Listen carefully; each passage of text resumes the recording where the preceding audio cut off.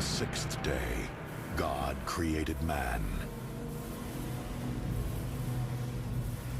On the seventh day, he rested. And on the eighth day, in the year 2010, in a remote laboratory, an exiled scientist created something impossible. Unmistakably human.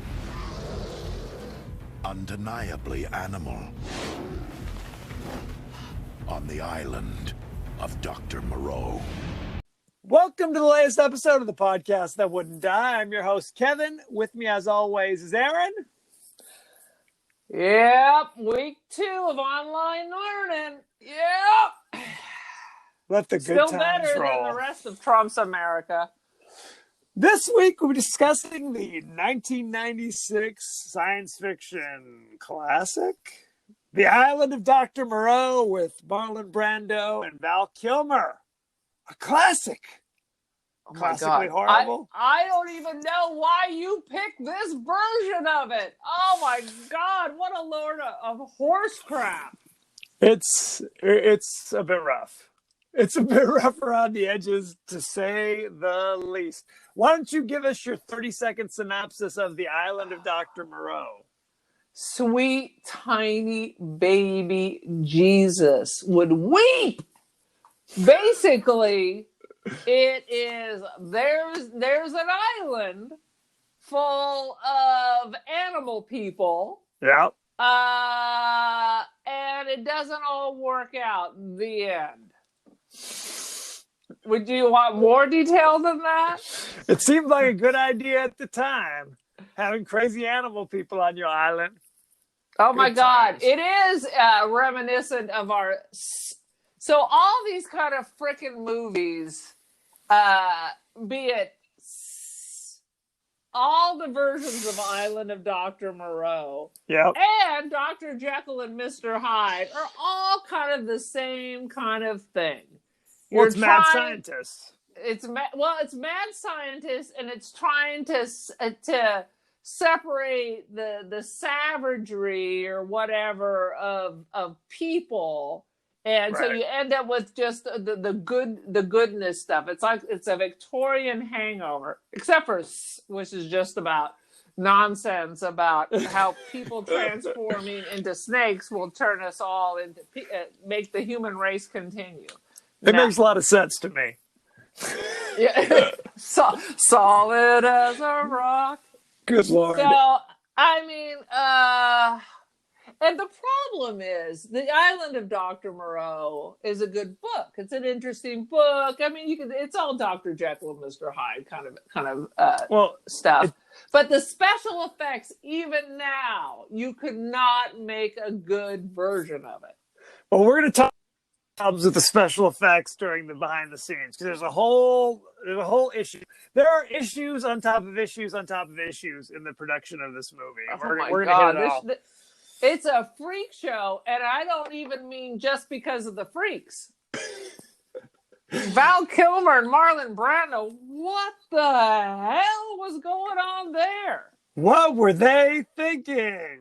What was anyone thinking who wrote this script? I think Val Kilmer's character at the end times, when he was handing out whatever pharmaceuticals, that's when the actual story, that's a little behind the curtain. That must have been how they wrote this version of it and cut out all the best lines from the book and the first one. Oh, Jesus Christ. Well, you know, there have been multiple versions. The first one you think of is not the first version. Was there an old black and white? Because of course I'm thinking of Michael York. Of course. Well, that's the thing. Let's talk about our initial thoughts. Where was the first time you even heard of this version of the movie? Do you remember? My God. I'm not even sure I knew this version of the movie occurred. That's why I made you watch it. From you, I'm guessing. Yes. For sure. I've seen the Michael York a couple of times, because Michael York was the king of the 70s. the 70s were great, early 80s were great, because you would be knocking around on a Saturday afternoon, flipping channels on KTLA Channel 5. You would stumble upon these movies, like The Land That Time Forgot, those kind of movies, old Godzilla movies, and the occasional Island of Dr. Moreau with Michael York. I think my appreciation for old horror and old movies in general came from, and this is where I'm going to sound like a geezer, comes from the fact we only had 12 channels. This pre-cable, right. You watched it because it was on. Yep. That's exactly God right. forbid you should go have a conversation or read a book. Just like now, you watched it because it was on. It was on. That's exactly the horrible moral of the story. I remember this movie. I think I actually saw this movie in the theater at the time because Val Kilmer was a huge star. You paid full money. I paid full freight. Full freight, I'm sure, to see this in the theater. Val Kilmer was a huge star at this point. Huge. You know what? What is the matter with Val Kilmer that he could never get that career to take off? Well, he's not a terrible actor. He just makes terrible choices. He is actually a really good actor. He is a really good actor, but he's notoriously difficult to work with. And I guess in this movie, he just mailed it in. He just parachuted in, said, "Where do I sign?" And we're going to talk about this behind the scenes. He's not the only one who was mailing some shit in. Well, that's the other thing. This is all behind the scenes stuff. But it's like Marlon Brando of On the Waterfront is not the Marlon Brando from, frankly, the 80s or 90s. And most of the 70s either. In that, speaking of another actor who's notoriously difficult to work with, he was 50s A Streetcar Named Desire fame for another 50 years, even though he was notoriously horrible to work with and would just mail in whole performances. But we'll talk about that a little bit later. Good times. He had some kids who had a lot of legal difficulties. He did. Was this filmed on his Tahitian island, by the way? That's going to factor into this as well. There's literally talking about the movie. The movie for that much time. The real meat of the story is the behind the scenes. But okay. All right. So then let me add a little bit more detail. Basically, in all versions, it's a shipwrecked sailor who ends up discovering his island, and he's telling you like you're reading a diary is the way this works. Right. And in the voiceover. Right. It's all like a voiceover. At the end, he leaves the island. And it's like a Frankenstein. It's a you don't F with nature moral of the story. Right. That's exactly right. But quite frankly, the story, they're trying to elevate lower levels. You could relate this to, I just popped in my head. This is how much I'm pulling stuff out of my ass. Like 2001: A Space Odyssey, when we reviewed that, we're talking about aliens coming to the Earth and raising up the consciousness of the humans, right? Right. So that's correct. what Dr. Moreau is doing. He's raising up. We're going to have yak men and puma men and hyena men. We're making them all more like humans. Yes. Quite frankly, you can also relate this to like the shit we did to the Native Americans, where they weren't allowed to do any of the stuff they did before without being punished. Their culture is annihilated, and if they even dared to do anything related to that, they were severely punished. Absolutely. The missions tell the story. Exactly. Thank you, Hunapo Sarah. But what's interesting, I actually read the book a while ago. And the book is about the horrors of vivisection, okay? It's basically a kind of a muckraking account, because when H.G. Wells wrote the book, this is a big issue throughout England, where doctors and scientists would perform surgery on still living animals just to see how their organs worked and their muscles and their tissues and all those sorts of things. Horrible. Horrible. So there's a huge no movement. PETA back then. No PETA back then. But there were like societies, like the anti-vivisectionist society, that were protesting this. So H.G. Wells wrote about this. That's what Dr. Moreau would do. He was banished from polite society. He had to move to an island to do his experiments, which was literally taking animals and performing surgery while they were alive to make them more human, basically. Right. In every other version of this movie, like when they started to make it into movies, they didn't stress that, because then you'd have creatures of all different shapes and sizes, right? If you took your house cat and performed surgery on it, it would still be 2 feet tall, right? What if you put like a human head on it? It would just kind of drag that along. They would drag it along. Yeah, so it was always potions and weird stuff after that. That's correct. So what's interesting about this version of the movie is it takes place in modern day. Whereas the Michael York, Burt Lancaster was still kind of that turn of the century kind of thing, a Victorian era. Let me ask you era. this question. Yeah. I was confused about the modern day because they were showing the Nobel Prize, but it said like 1899.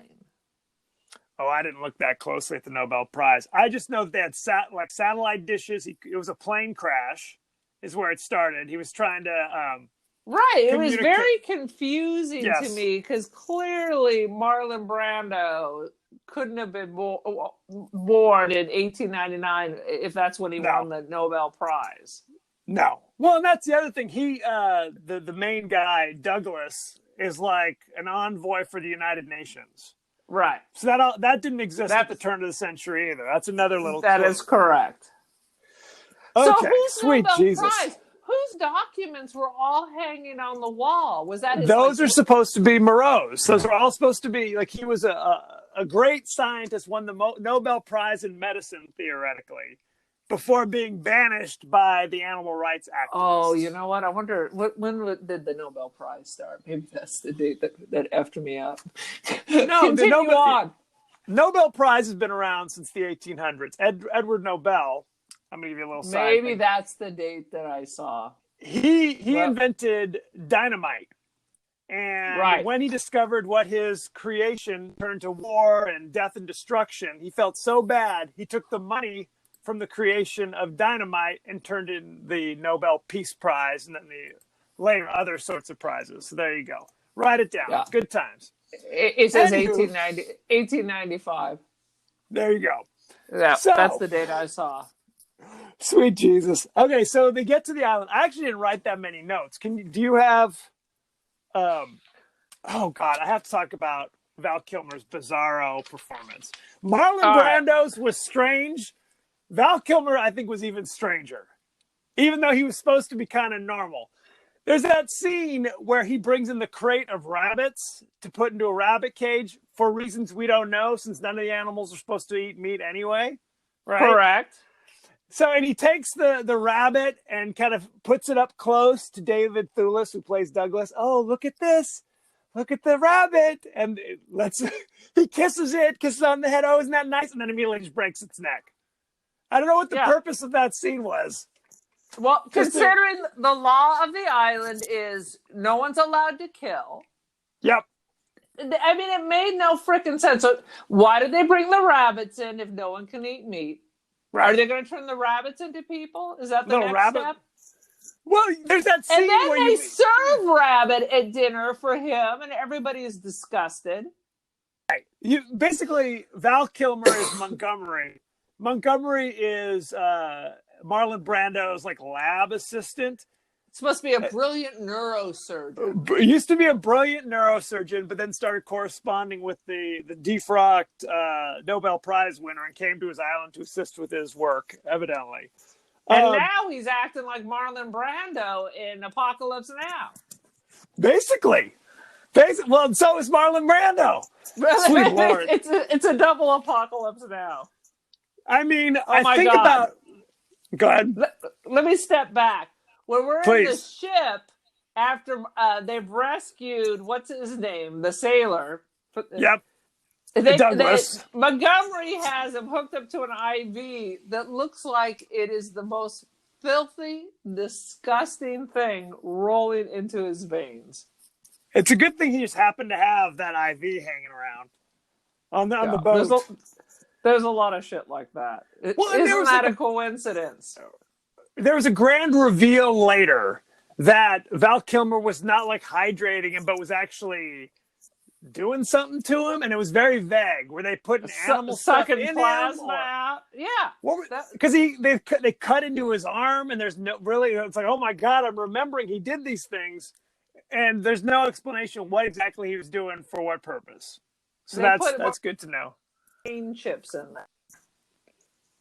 Is that what it was? I don't know. I don't think so, because when Marlon Brando, so that's another thing. Marlon Brando had like a little remote control that he wore around his neck, and when the animal people would step out of line, he'd just zap them, and they'd all like get a little shock. It had multiple buttons, so not everyone got zapped all the time. Like his children didn't get zapped the first time. You're right. But how the hell? They're not labeled. They're little tiny buttons. Okay, but how many different animal people do you think were on this island? It was like 100 people or 200 people, don't you think? Right. Like a ton. There was not to mention the little rat people. More in. What about the little rat people that appeared? Are you telling me Marlon Brando was messing with little rats and turning them into rat people? Why? Oh my god! What's the purpose of that? Are you referencing the ninja rats? Yes. When Edward Douglas tries to escape the island the first time, a bunch of little 6-inch rat people who run around and make weird noises like Trilogy of Terror. It was a freak show. Yeah, was that part of it? They're making rat people. Well, how else did they get there? Exactly. Right? Oh, sweet Lord. But yeah, they talk about initially, again, if I'm performing surgery on somebody, right, and I'm turning a cat into a cat person, right, that cat person wouldn't have cat people babies. They would just have regular cat babies, right? So there's got to be some sort of there's got to be some sort of DNA thing that's going on, and they talk about that a little bit. I guess. You know what it was? Werewolf magic. It's werewolf magic. It's werewolf magic.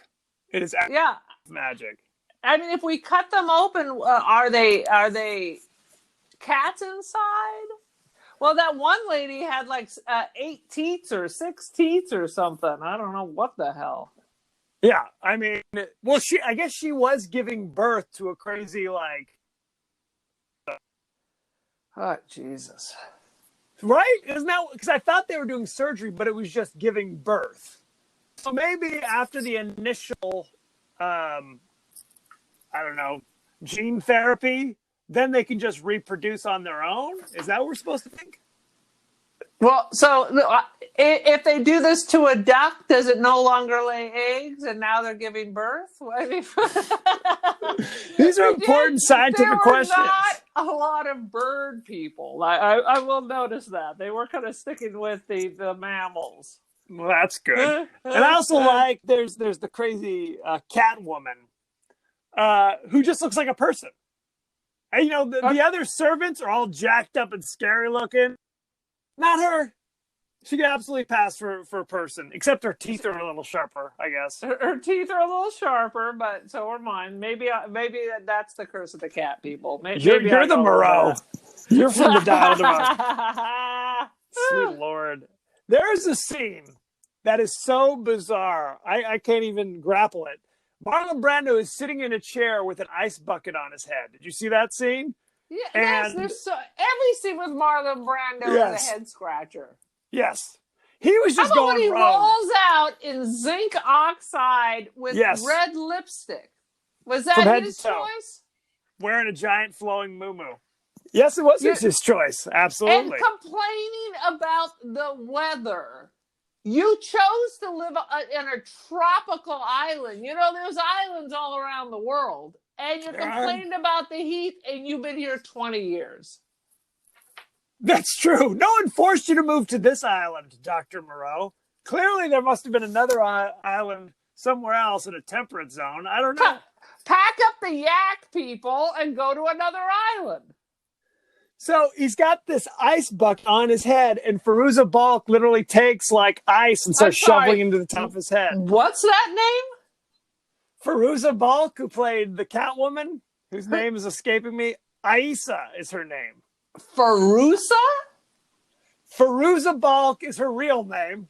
Aissa, the Catwoman, is her character name. And yet, the cat name sounds more normal. Were her parents in a cult? Were they in Jonestown? Were they children of God? What is that? What is that name? Marlon Brando created her from a cat. And gave her that name. No. I'm talking about the actress.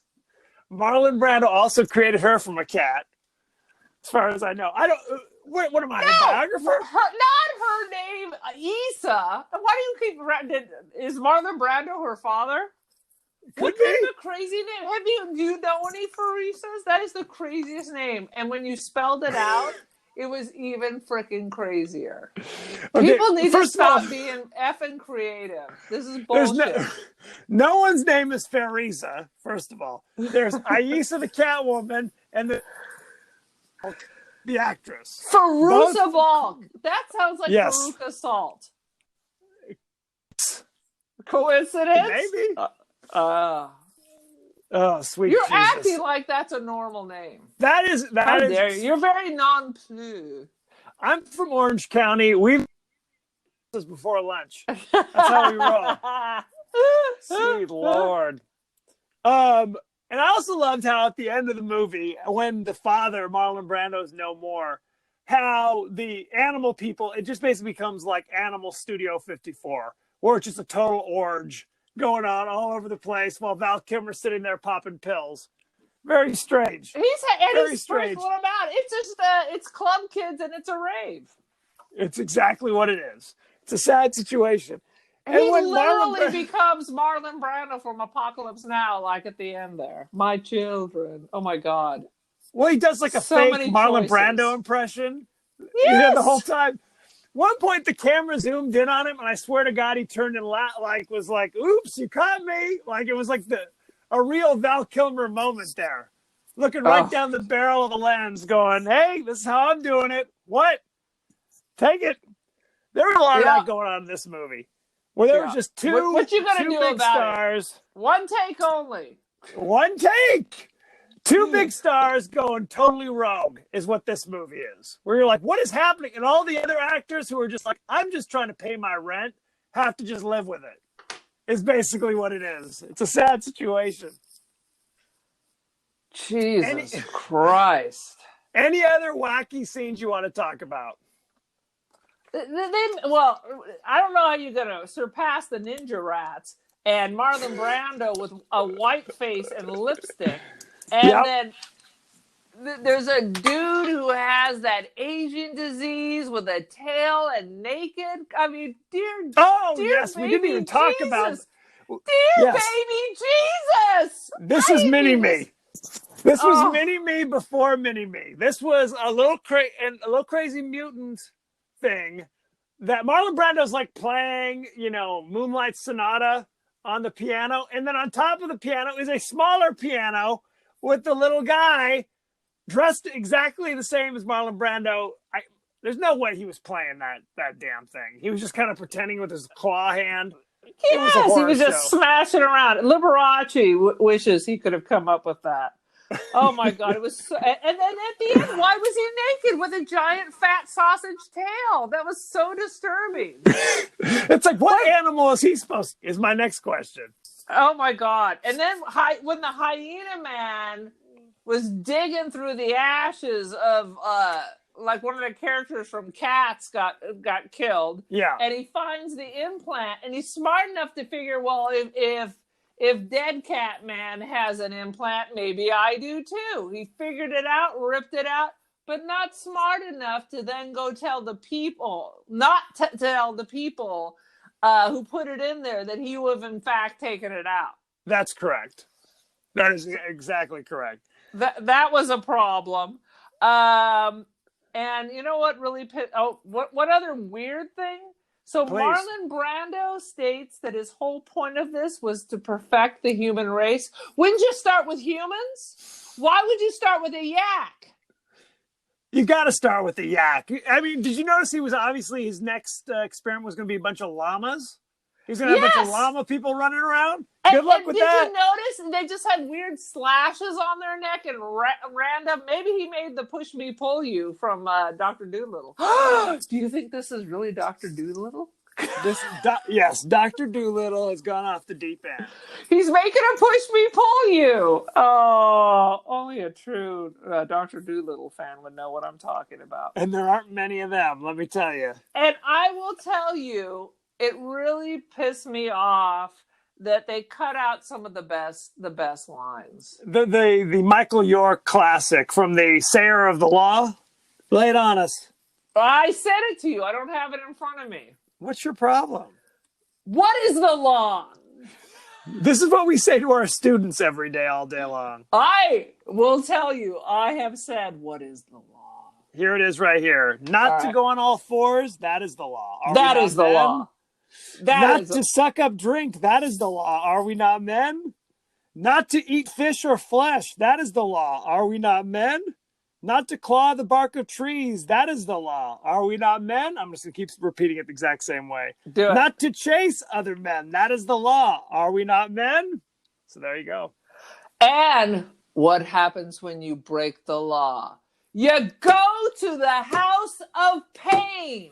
Yeah, there was no House of Pain references in this one, I'm sorry to say. No, it pissed me off because, you know, the old jump, jump, jump, House of Pain gets it from the island of Dr. Moreau. And of course, the laws, are we not men? We are Devo, taken right out of that. Both of those are taken from the island of Dr. Moreau. It's a fact. This is not a Trump truth. This is a real truth. Well, because what he was trying to do is turn the animals into animal people, eventually into real people. And to do that, they have to try to force them in kind of a pseudo-religious way to kind of act against their instincts and behave like quote-unquote men are supposed to behave. That's the idea, theoretically. Oh, so terrible. I mean, and how is that good for them? How is that good for them? Because people are so fantastic. Wouldn't you rather just be a yak on an island and just living your life? Yakety yak. Don't talk back. That's right. Are you ready for behind the scenes? Because there's a lot. I got one more line. Val Kilmer, right before he is murdered for no apparent reason, because he's gone full Marlin at that time, just goes, I want to go to dog heaven. And then the dog boy walks up and kills him. Look, here's the thing. Every line of Pearl. Marlon Brando gave a performance that was off the wall, but at least you understood his motivations. Right. I get it. Val Kilmer, he was weird, yes, but you understood. You understood it. Val Kilmer, I have no idea what his motivations are, to the point where you just said, well, maybe he's just crazy. Yes. Maybe that's what it is. Maybe that defines every action in the movie, because there is no logic behind anything he does. Absolutely not. He's completely lost his mind. The only explanation is he's a nutball. From Jump Street. He's not even following Moreau's order. So what is his purpose here besides making out with like the yak ladies with 8 boobs? It's so creepy. He loved the sow women. The pig ladies. That's right. He was down with them. I threw up in my mouth a little bit thinking about that. I don't blame you. No, because it wasn't just not following. He was actively contravening. Because he was the one killing the rabbits. He was the one, hey, serve the meat. He was the one doing all these sorts of things that Moreau was against. So, and it's not like he was like some kind of starting a rebellion with the people, because he was just as, if not shittier. He was like the bringer of pain. And then 5 minutes later, we're just at an orgy and he's handing drugs to everyone while he sits on the throne reliving the last days of Studio 54. His performance makes absolutely no sense, but this is important. So we're going to talk about this. I thought it was a glimpse behind the movie The Doors. So it is. It's a glimpse behind the door of just Val Kilmer's life, I think, is the moral of the story. Okay. So originally, this was the passion project of a young screenwriter, new director named Richard Stanley. He'd been thinking about it, writing it, getting it ready. Richard Stanley's a real person. Yes. Oh, Jesus. Well, he recently released a movie with Nicolas Cage on, I think it's on Shudder, called like The Color Out of Space, which is based on H.P. Lovecraft's story recently. But this was his dream to bring this to the stage, right? It was originally, Marlon Brando was going to be in it. Bruce Willis was going to be the Edward Douglas role. And James Woods was going to be the Montgomery role. That was the goal initially. Bruce Willis was going through a divorce, so he dropped out. They got rid of James Woods, and now it's going to be Val Kilmer. Yes, Rob Morrow from Northern Exposure was going to play Montgomery. I was going to say, was the dude from Northern Exposure in this? But he was a yak, so I didn't notice. He was a yak. Val Kilmer discovered he was going through a divorce from Joanne Whalley on the news, which sent him into a tailspin. So he said, I know, I agreed to do this movie, but how about we switch roles? How about I now play Montgomery, and then Doug Moreau, who's not as big a star, obviously, as Val Kilmer, you can be the lead in this movie. Initially, Rob Morrow as Dr. Moreau? No, as Edward Douglas. Marlon Brando was still Dr. Moreau. Although Marlon Brando has always been going through his own stuff, where he's just basically paycheck Charlie, where it's like, I'll be there in spirit. Yeah, I will appear. He had that thing where his son shot his daughter's boyfriend. No, that's something else. His daughter Cheyenne committed suicide. There was all kinds of bad business. But that's neither here nor there, because he was mailing stuff in long before this. Oh, I thought it was the legal bills that was made him be desperate. No. This is just how he rolls. Oh, this is just how he rolls. So, but obviously the suicide didn't help. And then, of course, his Tahiti estate was hit with a hurricane, which made him also kind of scattered. After 4 days, the executives from the studio fired the director, which made Doug Morrow call up the studio and say, please let me out of my contract. Please, in the name of God. So they did. They allowed him to go. Name from any reference here. Firuza Balk tried to leave as well. She actually took a studio limousine and drove 1,200 kilometers away to get away from this before her agent called her and said, if you don't get back on set, you'll never work in this town again. So she was forced to go back. Was this before or after The Craft? I believe this is after. All right. I believe this is after. Right. So now we've got Val Kilmer playing the lab assistant, which is not an important character at all for some reason. Marlon Brando is doing his own crazy stuff, and they don't have a lead. So they bring in David Thewlis, who up to this point, his big claim to fame was he was in that movie Dragonheart, where Sean Connery played the dragon and Dennis Quaid. Oh, yeah, Dennis Quaid was the dragon hunter. A long time ago. David Thewlis had a small role as like the kind of the Joffrey of the time, the evil like prince. Honestly, while watching this, I kept thinking, I think he probably has been in a bunch of smaller roles because he for sure looked really familiar. He's been in a bunch of stuff since then. Yeah. But this was up to this point. It was like, who the hell is this guy?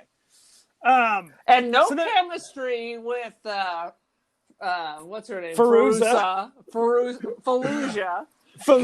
Balk.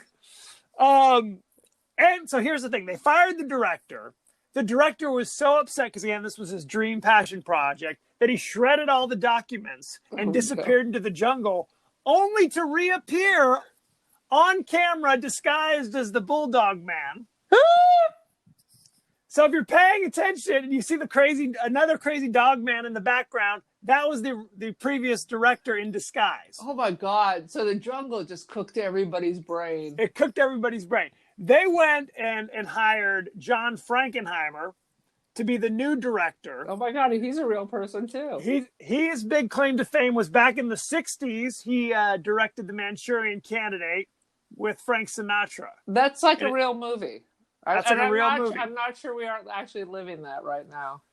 But again, that was 30 years prior. Okay, he was So much this is older. a film of old tired people trying to pay their cable bill. Exactly. That's basically what he basically held the studio for ransom and said, "I'll only do it if you give me a 3-picture deal and give me gobs and gobs of money," which they agreed to do. But he struggled. Because he was an old school kind of gruff director. He fought with everybody. But at this point, they'd already fired one director, so we're in it. We're all going down with this ship, basically. Right. Val Kilmer and Marlon Brando hated each other. We're constantly fighting and arguing. Marlon Brando. They don't have many scenes together. They don't. Marlon Brando famously says that he mistakes his paycheck for his talent, basically. When David Thewlis arrived on set, 2 weeks later, basically, Marlon Brando basically said, "You don't want to be here. This is a bad situation." Welcome. There were numerous days where neither of the lead actors would appear on stage or on set. Oh my God, what a shit show. Because they were both like, "I'm not coming out till he comes out," kind of moves. Meanwhile, there's a bunch of yak people wearing full makeup in the blazing Australian jungle for hours or days on end waiting for them to come out. Good times.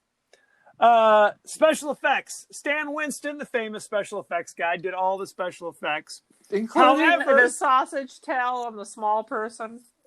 That was his claim to fame. If you go to his IMDb page, it's a zoom in of the guy's little crazy tail that's in there. Oh, no. He, so disturbing. as you know, unclean. I need to put bleach in my eyes. They design all of the costumes and effects like weeks and months in advance, right? So they had done all this work based upon the initial draft that Richard Stanley was going to direct. When Frankenheimer came in, he basically threw that stuff out and changed it. So now you had prosthetics that were meant for straight up background actors, so you're not supposed to get that good of a look at them. Were now being shoved right in front of the camera. And it was terrible. That dog boy? What the hell? So now you're getting close-ups of prosthetics that aren't supposed to be that close. They aren't supposed to be seen that close. There were characters, like there's the scene where they're delivering the crazy yak woman. I don't know why everybody's a yak person, but that's how I'm doing it. The yak woman is giving birth. Initially, she was just supposed to be kind of a non-moving thing on a table. When Frankenheimer came in with like 2 days notice, said, "Oh no, I want this thing moving around." So they had to screaming on the fly. They had to come jury rig something to make the crazy yak woman move around, which she wasn't meant to. The man who was supposed to play the ape man, Asasaman, or whatever his name was. There was no ape. Yes, there was. There was the guy who meets David Thewlis in the jungle with Fairuza Balk, and he has got kind of a cartoony voice. You're right.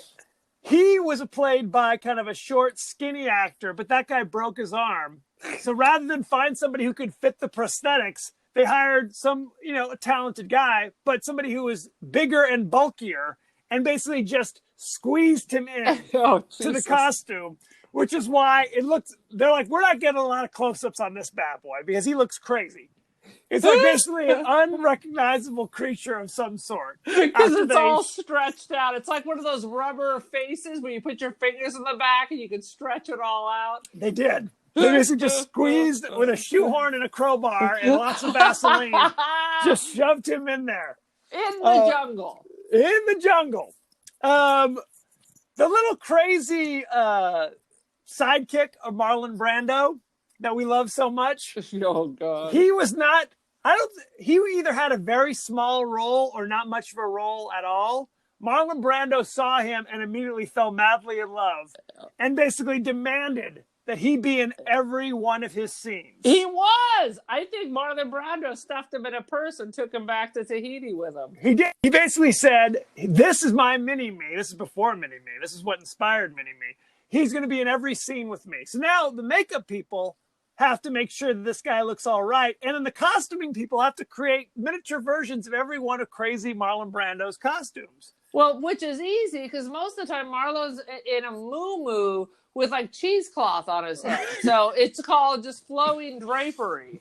And originally the character of Maling, who is kind of the kindly manservant who tries to help David Thewlis operate the radio, right, was supposed to have a much larger role. His role basically went to the little creature. I need to stop calling him a creature. It's a living, breathing person. It's an actual person in there. Yes. And I didn't want to say anything. I know. But, I'm getting, your hate crimes are taking over. I apologize. And that little guy, he basically became so arrogant because now he's like, Marlon Brando's favorite son, that he started like being inappropriate to the women on set. Oh, Jesus. Yeah. The power corrupts. Exactly. At the final rap party, Richard Stanley finally revealed himself, and both Marlon Brando and Val Kilmer went up to him and apologized for getting him fired with their behavior. Oh, Marlon Brando actually went so far as to offer to compensate him for his time. So, yeah, we're story. all real sorry when I'm in your face. Right. Where was the sorry before that?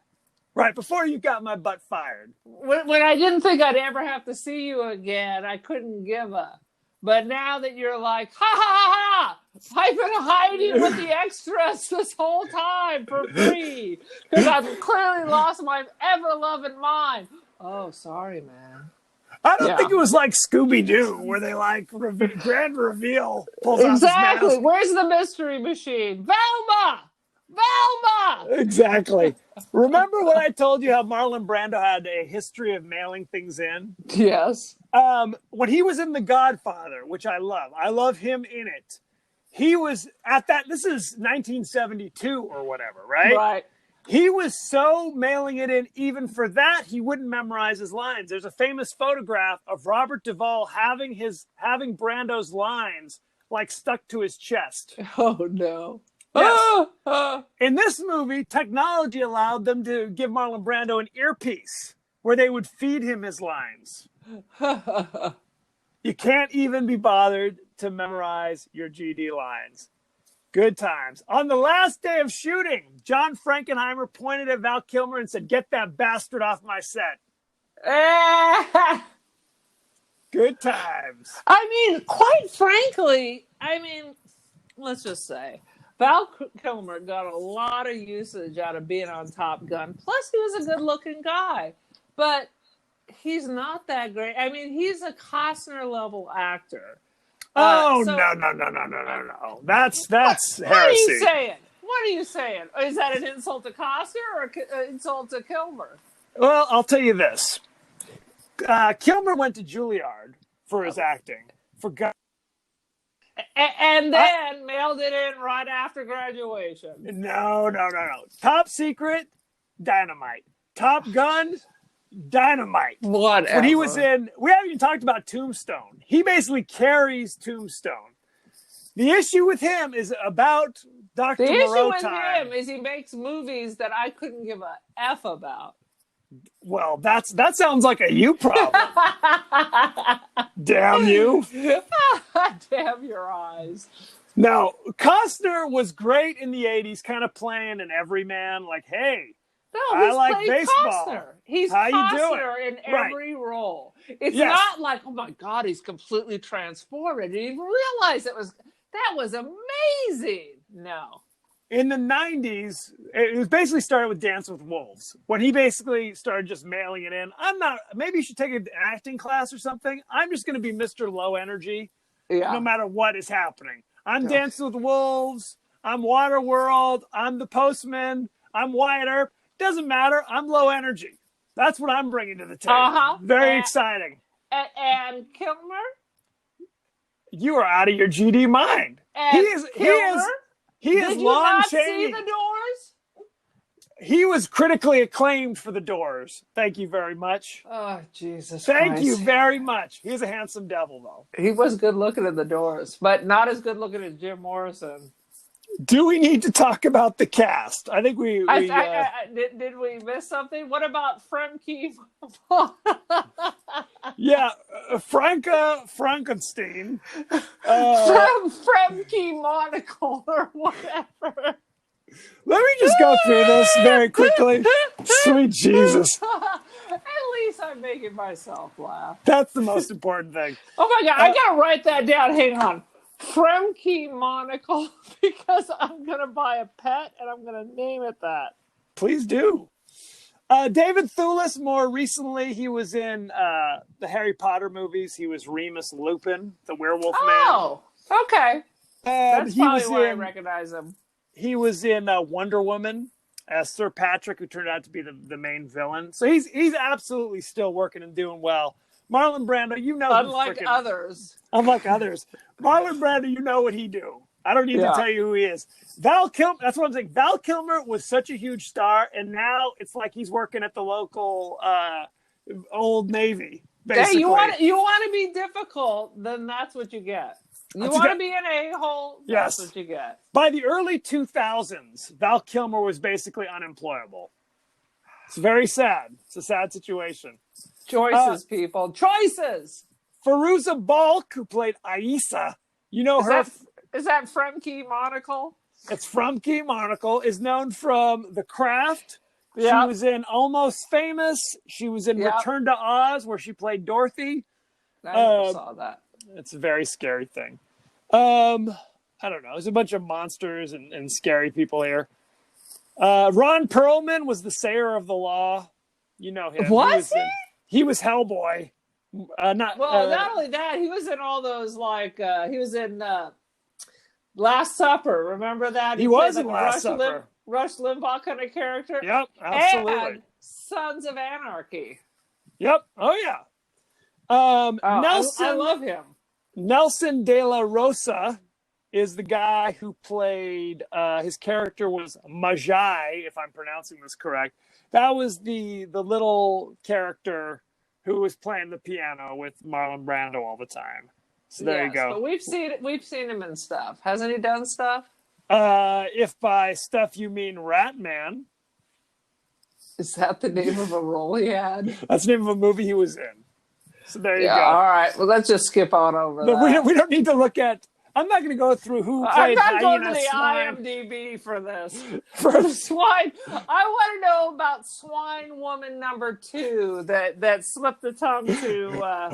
These are all very talented, physical actors. So I don't want to besmirch their work, but I'm not going into Yak Man number 3. Okay, I'm not doing it. Unless your name is Ron Perlman, you're not getting a mention at this point. You are not getting a mention, for God's sakes. Okay. What about? I think the strongest actor in this that didn't make me laugh was probably the Hyena Man. Was he anybody? Hyena Swine is the character name, just so you know. Is everyone half a pig? He was. I can't comment on the rest of the Yak people. His name was Daniel Rigney. You know him, don't you? I know Eleanor Rigby. Is that the same thing? He was famously Constable Lohmeyer on the hit show Police Rescue. You know him, don't you? That's my favorite. I'm going to go home and binge watch that. Check it out. He was Tony Lasky on A Country Practice. Oh, so is he British? Maybe. Yeah. Hard to say. These don't sound like America shows. He's a hyena swine. That's all I can tell you. Hyena swine. All right. Need I say more? For God's sakes. It currently has a 24% rotten. That is generous. Come on. Wicker Man. What did it have? Like a 15? Maybe not even that. I would put this below Wicker Man. I would as well. Frankly, what makes it interesting is the behind-the-scenes stuff. There's a good documentary you can watch called Lost Soul, and it's literally a documentary about making this horror show. So maybe watch we should have reviewed that. Because this movie is pretty nondescript, frankly. It's not anything special. It's more about the horror story behind the scenes that I find interesting. So there you go. Like when we watched The Room, and then we had to go watch, what was it, The Disaster Artist or whatever. Yes, that's exactly where The Disaster Artist is much more interesting than the actual The Room, in my opinion. What is your rating, for God's sakes? I am going to rate it 1 hyena swine teat out of 1,000. I'll give it 2 out of 7 sow women. Okay. I mean, it's no Cannibal Holocaust. It is no Cannibal. It's not. I mean, let's be honest. The movie, it's not good. Obviously, let me preface that. It's more kind of nondescript than anything interesting either way. You know what I mean? It's not like it's so bad it's funny. It's not that good. It's not so bad. It's more like, why are they doing that? That doesn't make any sense. Right. What? It's not so bad it's funny, but it's also not so bad that you're like, I have to turn this off. Right. I cannot be subjected to another minute of it. It's just kind of It's on in the background while you're flipping through your Insta. That is exactly right. So there you have it. Go to our page on Facebook at The Podcast That Wouldn't Die. Go to our page on Twitter at TPodcastTWDie. Email us at thepodcastthatwouldn'tdie@gmail. We're on Spotify, Google Podcasts, Apple Podcasts. Like, share, subscribe, and rate, if you will. What else can I tell you? I think that's all we need to know. Aaron, you're on Twitter as well. What's the story? Morning Glory. I am the cult of Aaron. Join the cult. Make me your messiah. I'll lead you. I'll lead you out of the trouble that 2020 has. Hold on, just sign up, and I'll tell you what to do, and I'll tell you where to send the money. Are you the sayer of the law? I am the sayer of law. If you do not follow the law, you go to the house of pain. See, they really didn't have a house of pain because they could just zap you with the remote control. Yeah, so they thought that would be some fun technology. In the other stories, they just torture you. You break the law, they torture you. And back to the illogical. Literally, you see one of the animals kill another animal who was on trial for killing a rabbit. The dog man. The dog man killed the leopard man. Right. So, Marlon Brando had forgiven the leopard man, and his son, the dog man, goes and blows his brains out in front of all the animals, and Marlon does nothing about it. Right. Well, and also it's like, was the dog man, was he with? Because early you thought he was like a faithful servant because he's the dog man. But then later, he's going rogue, shooting everybody. Who the heck knows? He was growing the rogue the moment he smelled the roasted meat. Yeah. Actually, and don't be fooled by the fact that he calls all of them his children, because he refers to all of them as the children. He is the father. That's correct. That the actor who played the dreadlock dog face man is Tamura Morrison, who's a famous actor. He was actually in Aquaman and a few other things. You saw him without his dog face, you might recognize him. So there you go. Good times. So thank you very much, and be well. Later, skaters. You know, it's still Corona, and no, teachers don't want to go back and teach your cootie kids. So just because you don't want to be inconvenienced, and I know it sucks, but don't send your kids to give me the Corona. I have stuff to do. My Corona. Okay. Have a good one. Later.